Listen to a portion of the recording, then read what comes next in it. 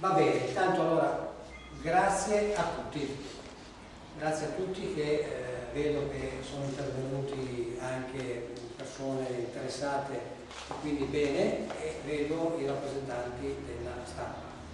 Bene.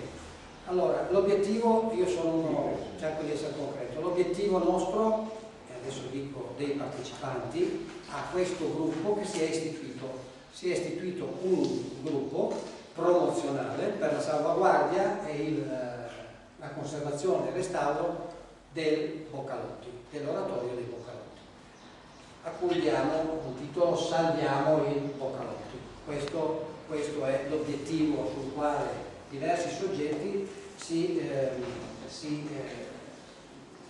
impegnano per realizzare questo obiettivo.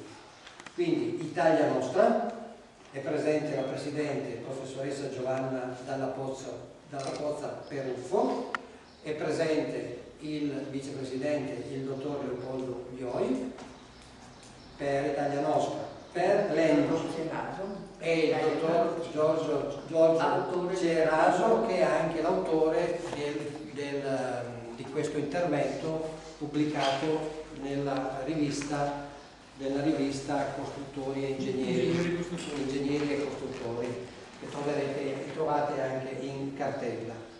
È presente per l'Engine la dottoressa Barbara Dincau, giusto? Benissimo, che come istituzione che lavora con gli allievi per il recupero e restauro di beni artistici patrimoniali è qui rappresentata. Quindi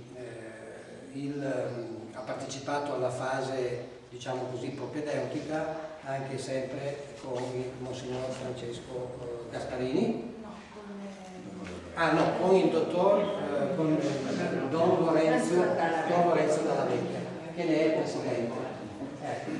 Mentre per l'ufficio diocesano, ufficio Museo Diocesano e Beni Artistici, abbiamo il Monsignor Francesco Gasparini, che conoscete tutti, la dottoressa, l'ufficio diocesano, il parroco, il nuovo parroco della parrocchia di San Pietro, Don Fabio Sottorino.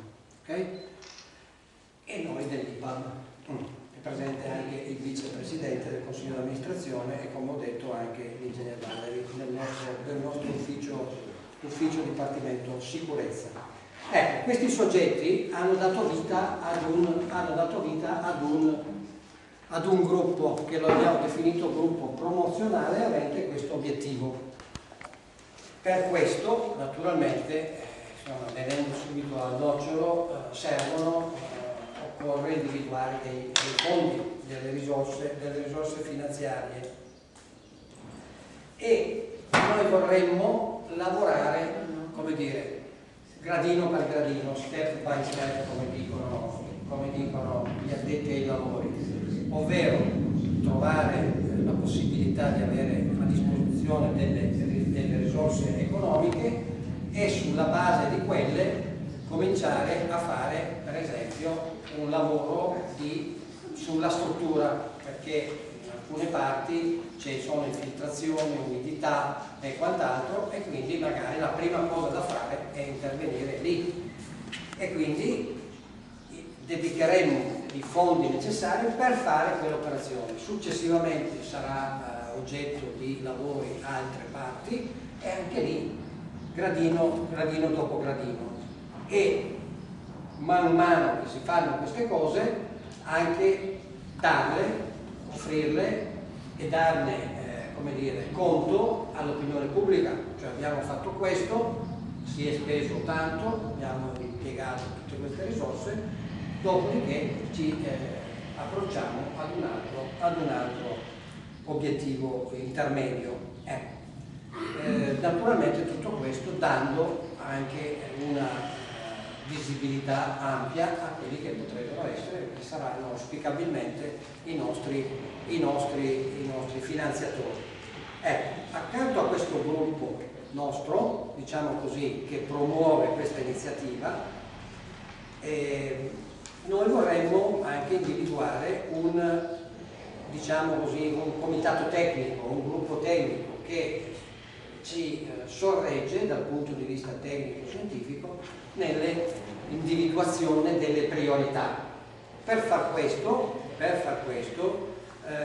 abbiamo già individuato alcune personalità, architetti e quant'altri, che volontariamente, condividendo con noi questo obiettivo importante, darebbero il loro contributo.